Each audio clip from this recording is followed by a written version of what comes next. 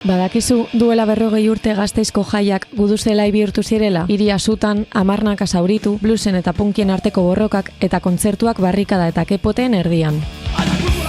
1986an gaude. Euskal Herrian punk eta euskal rock erradikalaren leherketa bizi zen. Zikatrize, kortatu, ertzainak, potato edo Lapoia Records bezalako taldeekin belaunaldi batek soinu banda osatu zuen. Krisiaz, langabestiaz eta gatazka politikoaz markatutako belaunaldi bat.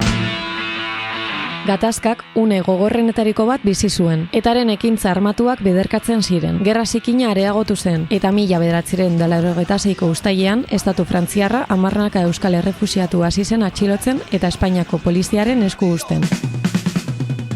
Abuztuan heldu ziren Gasteizko jaiak, eta horiekin batera Alabedi Irrati Libreak antolatutako 3. jai alternatibo eta antitaurinoak. Abuztuak 4, norbaitek suziri bat bota zuen mesa nagusian. Abuztuak 5, egun ateoa, garrafoien prozesioa.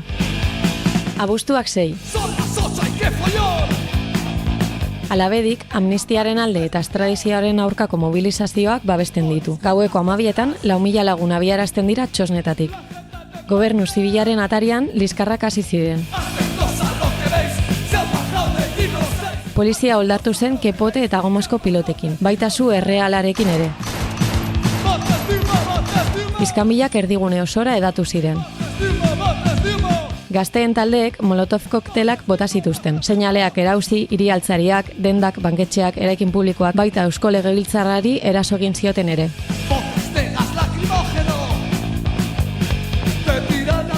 Ertzaintza eta Polizia Nazionala zabaldu ziren txosnetan, eta iskanbilak kontzertuetaraino heldu ziren. Kaosaren erdian, Zikatrizek jotzen jarraitzen du. Nacho Etxebarrietak jendea berotzen zuen bitartean.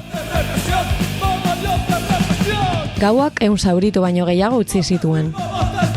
Abuztuak 8. Udaltzaingoak benetako sua erabili zuen manifestazio antitaurino baten aurka. Bluesen taldeek barrikadak sakabanatu eta gazte punkiei eraso egin zieten. Polizia Nazionalari pasatzen usteko. Abuztuak 9. Alabedik azken eguna Pelaio kideari eskaini zion. Kolaborazioa leporatuta espetxeratua zegoen. Beste manifestazio bat txosnetatik abiatu zen. Gobernu zibilera heltzean liskarrak errepikatu ziren. 100 blusa inguru ekintzan sartu ziren. Kordoi bat eratu zuten polizia eta manifestarien artean. Ondoren, makilez armatu manifestazioaren aurka oldartu ziren. Horrek nahasmendua sortu zuen, iskanbila ugaritan bukatu zena, eta ez soilik blusa eta punkien artean. Liskarrak luzatu ziren eta txosnetaraino heldu ziren. Gau horretan, taula gainean, Fiebre, Antirregimen eta Tijuana in Blue.